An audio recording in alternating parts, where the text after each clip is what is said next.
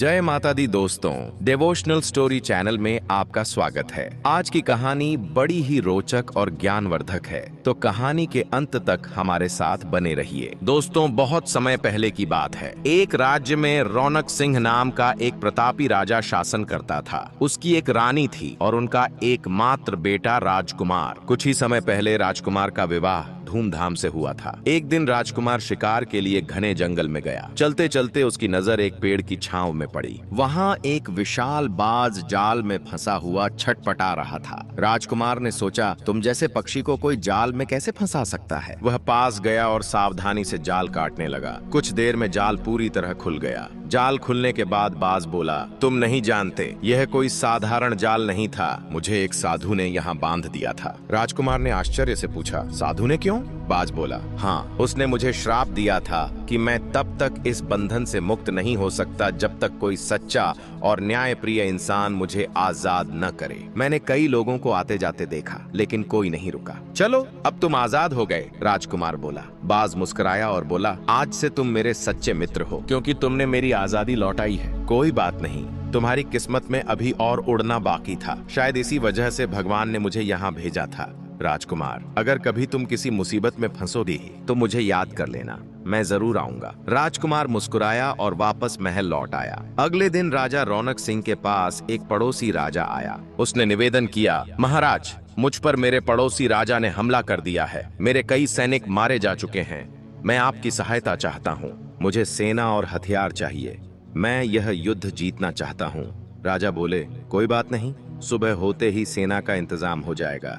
फिर राजा ने अपने सेनापति को आदेश दिया, सेनापति, कल सुबह तुम्हें और राजकुमार को सेना के साथ युद्ध भूमि के लिए निकलना है। यह युद्ध एक दिन का नहीं, बल्कि 12 साल लंबा हो सकता है।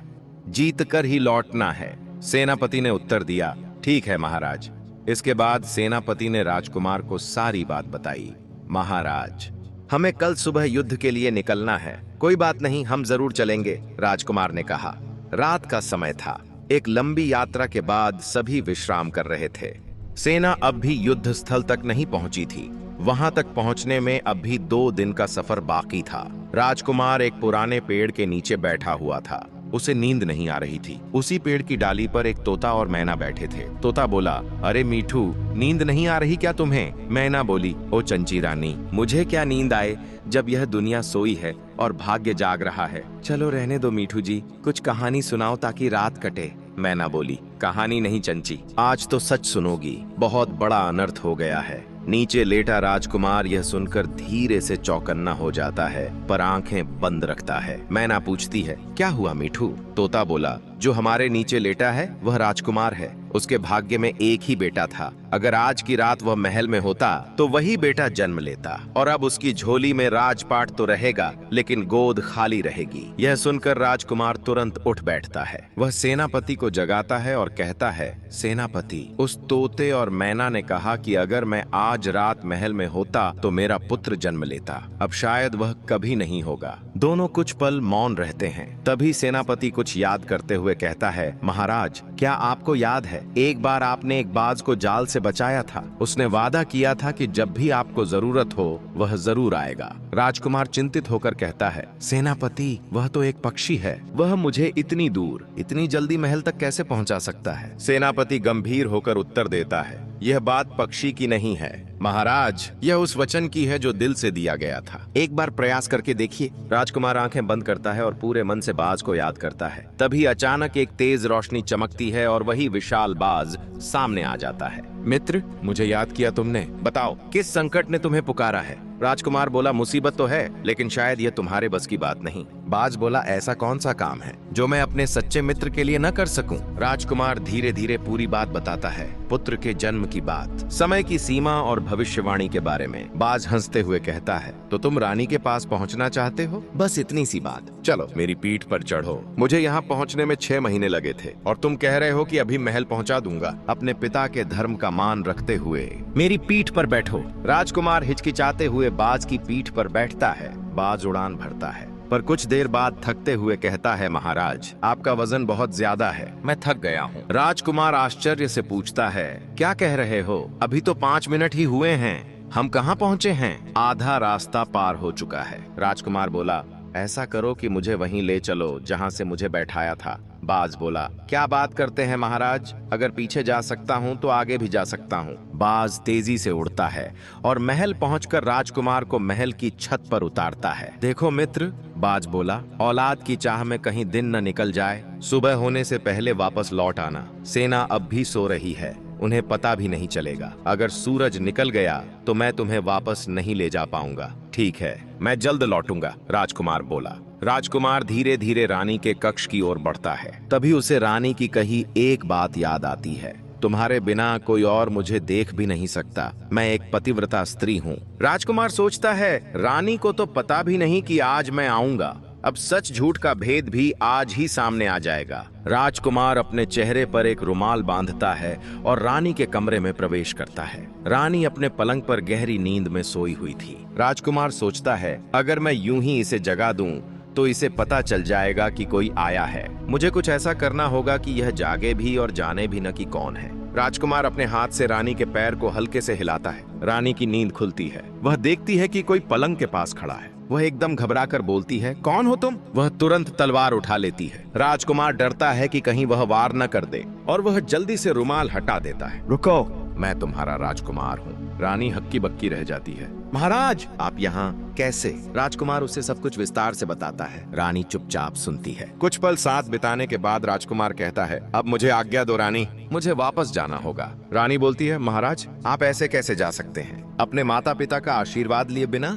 उन्हें बताए बिना कि आप यहाँ आए थे? राजकुमार चिंतित होकर कहता है, रानी 4 बजने वाले हैं, अगर मैं उनके पास गया तो देर हो जाएगी। दिन निकल आया तो मैं यहीं रह जाऊंगा। रानी उदासी से पूछती है, अगर आप नहीं गए तो मेरा क्या होगा? आपके माता पिता मुझे कैसे मानेंगे? वो कैसे मानेंगे कि आप यहाँ आए थे और यह बच्चा आपका है? राजकुमार सोच में पड़ जाता है, बात तो सही है। अच्छा बताओ, क्या 10 दिन में कुछ फर्क पड़ेगा? रानी बोली, नहीं, 10 दिन में कोई फर्क नहीं पड़ेगा। तो ठीक है, आज से 10 दिन बाद मैं फिर आऊंगा। राजकुमार ने कहा, पहले अपने माता पिता से मिलूंगा और फिर तुम्हारे पास आऊंगा।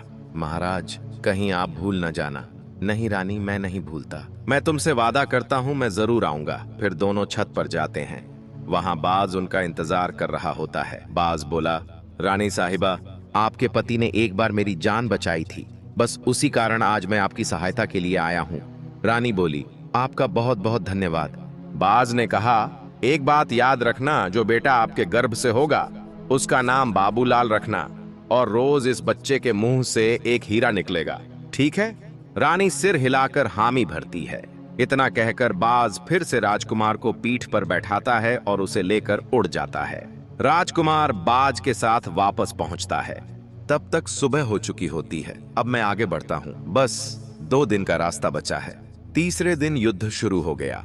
राजकुमार का सारा ध्यान अब युद्ध पर केंद्रित था। वह अपने किए गए वादे को भूल गया और 10वें दिन महल नहीं लौट सका। 10वें दिन रानी तैयार होकर राजकुमार की राह देखती है।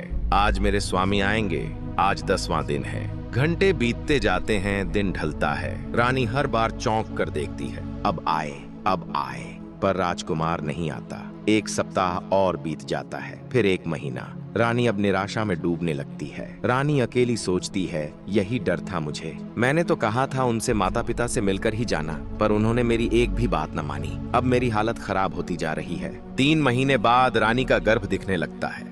दासियां फुसफुसाती हैं, यह क्या हो गया? राजकुमार को तो गए हुए 10 महीने हो गए। रानी अब उदास और अकेली है। वह बिस्तर पर बैठी हुई बेचैनी से सोचती है, अब और नहीं छुपाया जा सकता, मुझे रानी माँ को सब कुछ बताना ही पड़ेगा। संयोगवश उसी समय राजमाता महल में टहल रही होती हैं। जब वह रानी के कक्ष के पास से गुजरती हैं, तो उनकी नजर अचानक रानी पर पड़ती है, जो धीरे धीरे उठने की कोशिश कर रही होती है। राजमाता की आंखें रानी के पेट पर टिक जाती हैं। राजमाता चौंकते हुए बोलती हैं, यह कैसे हो सकता है? वह तेजी से भीतर जाती हैं। रानी उठकर चरण स्पर्श करने लगती है। राजमाता गुस्से में कहती हैं, रुको, ये तुमने क्या कर लिया? तुमने तो कुल की मर्यादा ही मिट्टी में मिला दी। मेरे बेटे को गए कई महीने हो गए हैं और तुम माँ बनने वाली हो। रानी कांपते हुए धीरे से कहती है, माँ, आपका बेटा यहाँ आया था, अब युद्ध में गए हुए मेरे बेटे को बदनाम करोगी? शर्म नहीं आती? मैं सच बोल रही हूँ। मैंने बहुत कहा था कि आपसे मिलकर जाइए, पर वो नहीं गए।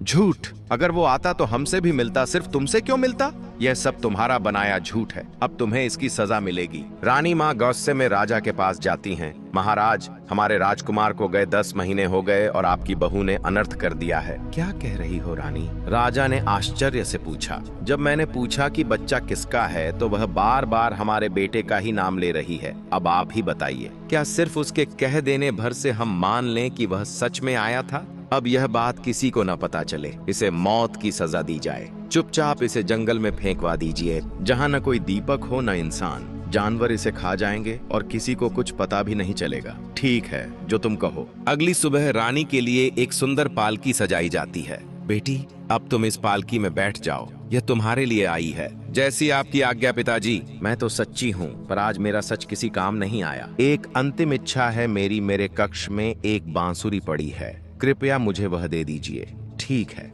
राजा बांसुरी मंगवाते हैं और उसे सौंपते हैं। राजा सैनिकों से कहते हैं, इसे ऐसी जगह ले जाना जहां दिन में भी अंधेरा रहता हो और 12 कोस तक कोई दीपक न जले। इसके बाद सैनिक रानी को पालकी में बिठाकर जंगल की ओर चल पड़ते हैं। जंगल में पहुंचकर सैनिकों ने पालकी को एक बड़े पेड़ के नीचे रोका। आप लोगों का कोई दोष नहीं है, आप अपनी पालकी लेकर लौट जाइए। मेरे साथ जो होगा देखा जाएगा। सैनिक रानी को उतारकर चुपचाप लौट जाते हैं। रानी अकेली रह जाती है।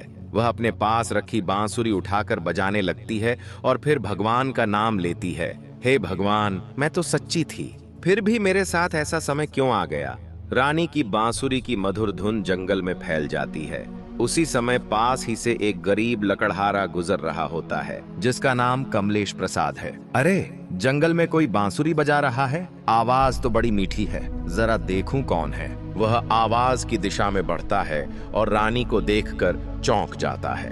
रानी मन में सोचती है, हे भगवान, इससे तो अच्छा कोई शेर भेज देता, मेरा अंत हो जाता। अब इस इंसान को क्या पता कि मेरे साथ क्या हुआ है। कमलेश कहता है, बहन, मुझसे डरिए मत, मैं आपको अपनी धर्म की बहन मानता हूँ। आप यहाँ अकेली जंगल में क्या कर रही हैं? रानी गुस्से में बोलती है, आपको इससे क्या मतलब? कृपया यहाँ से जाइए, यह बात पूछने लायक नहीं है। मैं आपको इस हालत में छोड़कर नहीं जा सकता। आप मुझे अपना भाई मान लीजिए और सच्चाई बता दीजिए। अब आप मेरे धर्म के भाई बन चुके हैं तो मैं सब बताती हूँ। रानी अपनी आप बीती सुना देती है। अगर तुम सच में निर्दोष हो तो मेरे साथ चलो, मैं तुम्हें अपने घर ले चलता हूँ। लकड़हारा रानी को अपने घर ले जाता है और अपनी पत्नी को सब कुछ बताता है। आप चिंता मत कीजिए बहन, अब आप हमारे साथ रहें। यह दुख की घड़ी हम सब मिलकर पार करेंगे। ठीक है बहन, धन्यवाद। कुछ समय बीतता है और रानी एक पुत्र को जन्म देती है। बच्चे का नाम रखा जाता है बाबूलाल। ठीक वैसा ही जैसा बाज ने भविष्यवाणी की थी, वह कोई साधारण बालक नहीं था।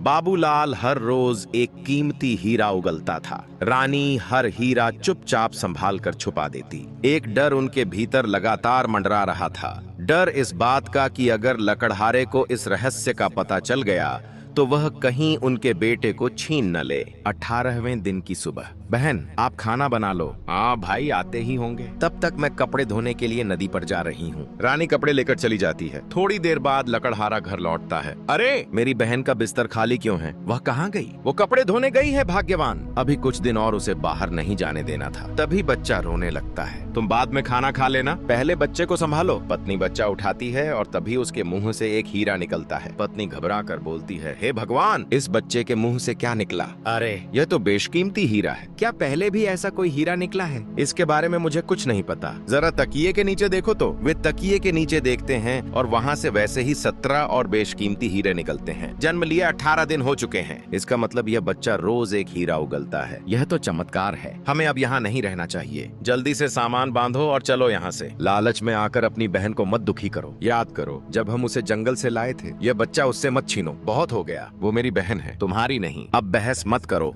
बच्चा उठाओ और चलो। दोनों बच्चा उठाकर घर से भाग जाते हैं। उधर नदी पर बैठी रानी को अचानक चिंता होती है। रानी खुद से कहती है, हे भगवान, आज तो मैंने बहुत बड़ी भूल कर दी। कहीं बच्चा रोने लगा हो और हीरा निकाल दिया हो। अब तो जल्दी से जल्दी घर पहुंचना होगा। रानी दौड़ते हुए घर लौटती है। वह अंदर घुसती है। घर सुनसान था, कोई नहीं था। रानी घबरा जाती है। बच्चा, भाई, भाभी सब कहाँ चले गए? हाँ, जरूर बच्चे ने हीरा उगल दिया होगा। भाई ने देख लिया होगा, अब वह उसे ले गया। वह बाहर ढूंढने निकलती है पर उसे चक्कर आता है और वह वहीं गिरकर बेहोश हो जाती है। आसपास खड़े लोगों ने रानी को उठाया, पानी पिलाया और पूछा, क्या हुआ बेटी? यह जो लकड़हारा है कमलेश प्रसाद और उसकी पत्नी मेरे बेटे को लेकर भाग गए हैं। चिंता मत करो बेटी, तुम्हारा बच्चा तुम्हें जरूर मिलेगा। वह कहीं भागकर जाएगा कहाँ, किसी न किसी जगह जरूर रुकेगा। गांव वालों ने रानी को दिलासा दिया। इसके बाद रानी ने अपनी बांसुरी उठाई और भटकती रही। वह भगवान से कहती रही, हे प्रभु, एक ही बच्चा दिया था, वह भी मुझसे छीन लिया। अब तो मैं इस दुनिया में झूठी सी हो गई हूँ। मेरा बच्चा भी नहीं रहा पास। उधर लकड़हारा और उसकी पत्नी बहुत दूर एक अनजाने शहर में जा बसे। लकड़हारे ने सोचा, अब वह यहाँ कभी नहीं पहुँच पाएगी, हम पूरी तरह सुरक्षित हैं। वहाँ पहुँचकर उसने एक बड़ा सा घर खरीद लिया और धीरे धीरे उस राज्य के राजा से भी मित्रता कर ली। इधर 9 साल बीत गए। रानी भी भटकते भटकते उसी शहर पहुंच गई जहां लकड़हारा रहता था। वह भीख मांगकर पेट भरती रही। उसी नगर के मंदिर में एक पंडित रहते थे। उन्होंने रानी को देखा और सोचा, यह तो नौजवान स्त्री लगती है, पर भीख क्यों मांग रही है। बेटी, तुम मेरे साथ रहो, खाना बना लिया करना, हम दोनों मिलकर खा लेंगे। ठीक है पिताजी, जैसा आप, बस यहीं मेरे साथ रहो। इसके बाद रानी ने स्नान किया और बांसुरी बजानी शुरू की। पंडित चौंक गए। वाह, क्या धुन है, ऐसी तो मैंने कभी नहीं सुनी। पंडित को याद आया, सेठ कमलेश प्रसाद तो बहुत दानी आदमी है, अगर मैं इसे उसके पास ले जाऊं तो शायद कुछ इनाम मिल जाए। पंडित बोले, बेटी तुम कमाल की बांसुरी बजाती हो, मेरे पास देने को कुछ नहीं है, पर एक हर प्रसाद नामक सेठ है, अगर तुम उसके दरवाजे पर बांसुरी बजाओ तो शायद वह प्रसन्न होकर तुम्हें कुछ दे दे। क्या वह यहीं का रहने वाला है या कहीं और से आया है? नहीं, उसे यहाँ आए हुए 9-10 साल ही हुए हैं। अब रानी को यकीन हो गया कि वही कमलेश प्रसाद है जिसने उसके बेटे को चुराया था। उसने सोचा, अगर बेटा लौट आए ना लौट आए, कम से कम मैं उसे देख तो लूंगी। इसके बाद पंडित जी और रानी कमलेश प्रसाद के घर की ओर चल दिए। मैं अब चलता हूँ, तुम इनाम लेकर आ जाना। ठीक है पिताजी। रानी ने बांसुरी बजानी शुरू की। घर के भीतर कमलेश प्रसाद और उसकी पत्नी बांसुरी की आवाज सुनते ही चौंक गए। यह वही धुन है, जंगल वाली, वह औरत वापस आ गई है। कमलेश प्रसाद ने नौकर को बुलाया और कहा, राजा के पास जाओ और कहो कि हमारे घर के बाहर एक डायन खड़ी है, उसे फौरन मरवा दिया जाए। नौकर राजा के पास गया और बात कह दी। राजा ने जल्लादों को आदेश दिया, जाकर उस डायन को पकड़ो और वहीं खत्म कर दो। कुछ ही देर बाद जल्लाद वहां आ पहुंचे। उन्होंने रानी को पकड़ लिया और घसीटते हुए मुर्दा घर की ओर ले गए। वे तलवार निकालकर दोनों ओर खड़े हो गए। रानी ने आंखें बंद की और भगवान को याद करने लगी। तभी एक तवायफ वहां आई और चिल्लाई, रुको, क्या हुआ, इसे क्यों मार रहे हो? राजा का आदेश है, यह डायन है। यह डायन नहीं है, कोई युवती है। मैं तुम दोनों को RS 2000 देती हूँ, बस इसे छोड़ दो। ठीक है, पर एक शर्त है, यह 1 साल तक किसी को नहीं दिखनी चाहिए। हम कह देंगे कि हमने इसे मार दिया। ठीक है, ये मेरा वादा रहा। अब चलो, मैंने तुम्हें छुड़वा लिया है। तुमने मुझे बचा तो लिया, पर अब मुझसे क्या कराओगी? कभी कभी शहर के बीच में तुम्हें नाचना होगा, फिर तो पैसे वापस ले लो। मैं एक पतिव्रता स्त्री हूँ, मैंने ऐसा काम कभी नहीं किया, न करूंगी। चिंता मत करो, 1 साल तक तुमसे कोई काम नहीं लिया जाएगा, बस मेरे साथ चलो। तवायफ रानी को अपने घर ले गई और एक कमरे में बैठा दिया। वहाँ एक तोता और एक मैना भी रहते थे। जब कभी तुम्हारा मन घबराए तो इनसे बात कर लिया करना, ये दोनों बहुत समझदार हैं। दिन बीतने लगे। एक दिन मैना ने रानी से पूछा, आप अपनी आप बीती सुनाओ ना, क्या हुआ था आपके साथ? रानी ने सब कुछ कह सुनाया, राजकुमार के वादे से लेकर जल्लादों के हाथों मरने तक की पूरी यात्रा। महीने और बीत गए। एक दिन तवायफ रानी से मिलने आई। मैंने सुना है तुम्हारे पास एक बांसुरी है। हाँ, मेरे पास है, तो एक बार मुझे बजाकर सुनाओ। रानी ने बांसुरी उठाई। जब वो धुन बजी, तवायफ की आंखें भर आईं, उसकी आत्मा तक भीग गई। मैं तुम्हें और 6 महीने की छुट्टी देती हूँ, बस एक शर्त है, मुझे यह बांसुरी रोज सुनाना। आप चाहो तो दिन में 2 बार सुन लीजिए माता, जैसे ही दिन निकले आप आ जाया कीजिए, मैं जरूर सुनाऊंगी। अब रोज रानी नहा धोकर बांसुरी बजाती और तवायफ सामने बैठकर सुनती। उधर 12 साल बाद राजकुमार ने युद्ध जीत लिया और अपनी सेना के साथ लौट रहा था। उसी शहर से होकर गुजर रहा था जहां रानी रह रही थी। तभी बांसुरी की वही आवाज सुनाई दी। राजकुमार के कान खड़े हो गए। यह तो वही धुन है जो मेरी रानी बजाया करती थी। सेनापति, मुझसे बहुत बड़ी भूल हो गई। क्या तुम्हें याद है जब मैं बाज पर बैठकर महल लौटा था? मैंने रानी से कहा था कि मैं 10 दिन में वापस आऊंगा, लेकिन मैं वह वादा भूल गया। अब 12 साल बीत चुके हैं। न जाने मेरी रानी किस हाल में होगी, पर यह बांसुरी की आवाज ये उसी की है। मैं पहचान सकता हूँ। सेना को यहीं रोक दो। सेनापति, तुम पता लगाओ कि यह बांसुरी की आवाज कहाँ से आ रही है। उधर बाबूलाल अब बड़ा हो चुका था। वह सोचता है चलो आज नगर में घूम आता हूँ, शायद कुछ नया देखने को मिले। सेनापति तवायफ के घर पहुँचता है। यह बांसुरी बहुत अद्भुत है, इसे सुनने की क्या कीमत है? हमारे महाराज इसे सुनना चाहते हैं, मैं पूछ कर आती हूँ। तवायफ ने भीतर जाकर कहा, एक आदमी आया है, कहता है कि उसका बादशाह तुम्हारी बांसुरी सुनना चाहता है, क्या कीमत लोगी? रानी ने खिड़की से झांककर सेनापति को देखा और पहचान लिया, यह तो हमारे ही राजमहल का सेनापति है। रानी सोचने लगी, अगर बादशाह सुनना चाहते हैं तो वह मेरे पति ही होंगे। इस बांसुरी की कोई कीमत नहीं है, इसे कोई भी सुन सकता है। तवायफ ने बाहर आकर कह दिया, इसकी कोई कीमत नहीं है, बादशाह आकर इसे सुन सकते हैं। बाबूलाल भी बांसुरी की आवाज के पीछे वहां पहुंच गया। उसने अपने नौकर से कहा, जो आदमी अभी अभी निकला है शायद बांसुरी के लिए ही आया था, जाकर पूछो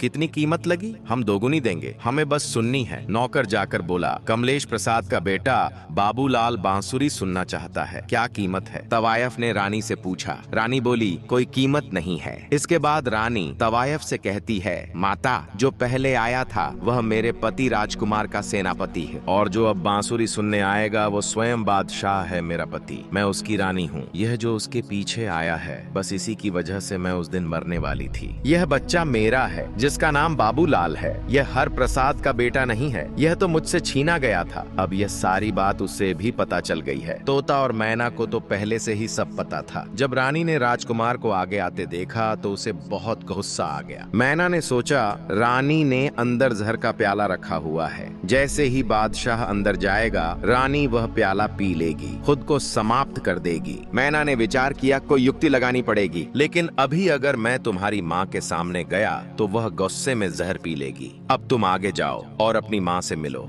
मैं बाद में आऊंगा। इसके बाद बेटा आगे बढ़ा और पिता पीछे पीछे चलने लगा। जब बेटे ने जाकर अपनी माँ के चरण छुए तो रानी की आत्मा संतुष्ट हो गई। उसी क्षण राजकुमार भी आ गया। रानी तो जहर का प्याला भूल ही गई थी। मैंने सारी कहानी सुन ली है।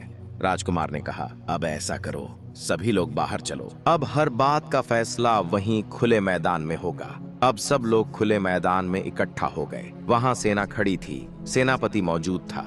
उस देश के बादशाह को भी बुला लिया गया और दुष्ट सेठ कमलेश प्रसाद को भी। पंडित जी भी वहां आ पहुंचे। जब सब एकत्र हो गए तो राजकुमार ने उस देश के राजा से पूछा, आपका हुक्म इस देश में कैसे चलता है? क्या आप सभी के साथ इंसाफ करते हैं? किसी के साथ बेइंसाफी तो नहीं होती? राजा ने गर्व से कहा, नहीं, इस देश में कोई बेइंसाफी नहीं होती, हर किसी को न्याय मिलता है। राजकुमार ने गंभीर स्वर में कहा, कुछ समय पहले इसी कमलेश प्रसाद ने एक नौकर भेजा था और कहा था कि उसके घर के बाहर एक डायन खड़ी है। तब आपने क्या फैसला किया? राजा बोला, उसे तो उसी दिन मरवा दिया गया था। और वो रानी जिसकी हत्या का आदेश आपने दिया था, वह यही रानी है। आपने खुद आकर उसे देखना तक जरूरी नहीं समझा, सिर्फ सुनी सुनाई बातों पर उसे डायन कह दिया, झल्लाद भेज दिए। क्या यही है आपका न्याय? राजा का सिर शर्म से झुक गया। राजकुमार ने क्रोधित स्वर में आदेश दिया, झल्लादो, इस राजा को उसी जगह ले जाओ जहां उसने रानी को मरवाने का आदेश दिया था, और वहीं इसे दंड दो। झल्लाद राजा को पकड़ कर ले गए। इसके बाद राजकुमार ने पंडित जी को बुलवाया। पंडित जी डरते हुए आगे आए। राजकुमार बोले, डरिए मत पंडित जी, आप अपनी बात सच सच बताइए, यह रानी आपके पास कैसे आई? महाराज, पंडित जी बोले, मैंने इस रानी को अपनी बेटी बनाकर अपने पास रखा था। मुझे नहीं पता था कि वह दुष्ट सेठ इसके साथ ऐसा करेगा। मैंने तो सोचा था शायद इनाम मिल जाए, पर मेरे लिए यह धर्म की बेटी बनकर रही। राजकुमार बोले, ठीक है, आज से इस राज्य के मालिक आप होंगे। इसके बाद राजकुमार ने तवायफ को बुलाया। तुम भी अपनी कहानी सुनाओ, मुझे तो सब पता है, लेकिन मैं चाहता हूँ कि यह बात सभी को पता चले। तवायफ ने सिर झुकाकर कहा, महाराज, जब झल्लाद रानी को मारने लगे थे, मैं अचानक वहाँ पहुँच गई। मुझे पता चला कि ये लोग इसे डायन समझकर मारने जा रहे हैं, पर यह कोई डायन नहीं थी। मैंने दोनों झल्लादों को RS 2000 दिए और इनसे पीछा छुड़वाया। बस यही मेरी कहानी है। राजकुमार बोले, महाराज, आज से तुम 5 गांव की मालकिन हो। अब बारी कमलेश प्रसाद की थी। वह तो कांपने लगा। महाराज, मुझसे बहुत बड़ी गलती हो गई, राजकुमार ने कहा, 3 इंसाफ तो मैंने कर दिए, यह जो चौथा इंसाफ है इसे रानी तुम करो। मेरा हुक्म तो यह है कि इसे सजा मिलनी चाहिए। इसे मैंने धर्म का भाई बनाया था, इसने मुझे बहन माना था, लेकिन यह बदल गया। इसने मेरे साथ बहुत बड़ी ठगी की है। रानी ने संयमित स्वर में कहा, महाराज यह मेरा धर्म का भाई ही रहे, इसे कोई सजा ना दी जाए। वाह रानी वाह, इस आदमी ने तुम्हें कितने दुख और तकलीफें दी हैं, फिर भी तुमने इसे माफ कर दिया। यह साबित करता है कि तुम्हारा दिल कितना बड़ा है। इसके बाद सब इकट्ठे होकर अपने शहर की ओर चल दिए। जब वे वहां पहुंचे तो राजा और रानी को पता चला कि उनका बेटा युद्ध जीतकर वापस आ गया है। राजकुमार ने अपने पिता और माता के चरण स्पर्श किए। इसके बाद जब छोटी रानी उनके पैर छूने लगी तो बड़ी रानी बोली, पीछे हटो, तुम मेरे पास मत आओ। याद करो वो बात जब तुम्हें घर से निकाला था। राजकुमार बोला, माँ इसमें इसकी कोई गलती नहीं है, यह सारी गलती मेरी है। तुम्हारी गलती कैसे? मैंने 10वें दिन लौटने का वादा किया था। यह बच्चा मेरा है माँ, आपका पोता। आपने इसे घर से निकाल दिया सिर्फ इसलिए कि मैं एक रात आया था लेकिन आपसे मिलकर नहीं गया। अगर मैं आपसे मिलकर जाता तो आपको यकीन आ जाता। आपको यकीन नहीं आया और उसकी वजह से ना जाने इसे कितने दुख सहने पड़े। अच्छा बताओ तुम कैसे आए थे? मैं बाज पर बैठकर आया था। इतना सा पक्षी तुम्हें कैसे ला सकता है? यह रानी तुम्हें बहका रही है। मैं नहीं मानती। फिर कैसे मानोगी? अगर मेरी आंखों के सामने बाज तुम्हें उड़ाकर ले जाए और महल के ऊपर चक्कर लगवा दे तभी यकीन करूंगी। राजकुमार ने बाज को याद किया। बाज आया और बोला, क्या हुआ दोस्त, अब कौन सी मुसीबत आ गई? तुम बस इतना करो, माँ को यकीन दिला दो। इस महल के ऊपर मुझे अपनी पीठ पर बिठाकर 2 चक्कर लगवा दो। माफ करना महाराज, अब मैं नहीं आ सकता। तब तो उस समय इतनी दूर से लेकर आए थे और अब बोल रहे हो कि नहीं आ सकते। ऐसा क्यों? जब तुमने मुझे घर से निकलवाना था उस समय तो उठा लाए। आज अगर मैं फिर से बस रही हूँ तो तुम मेरा इतना सा काम भी नहीं कर सकते। मैंने तुम्हें राजकुमार के धर्म को जानकर उठाया था। मेरी तो इतनी क्षमता भी नहीं थी। अब तुम ऐसा करो, अब तुम मेरे धर्म को जानो। अगर मेरा धर्म सच्चा हुआ तब तुम चक्कर लगा सकते हो, अगर नहीं तो तुम नहीं लगा सकोगे। बाज ने रानी का धर्म याद किया और 2 नहीं पूरे 7 चक्कर लगाकर नीचे उतार दिया। अब मानती हो माँ? हाँ बेटा, मुझे माफ कर दो। अगर आपको यह कहानी पसंद आई हो तो ऐसी और भी प्रेरणादायक कहानियों के लिए हमारे चैनल को सब्सक्राइब जरूर करें।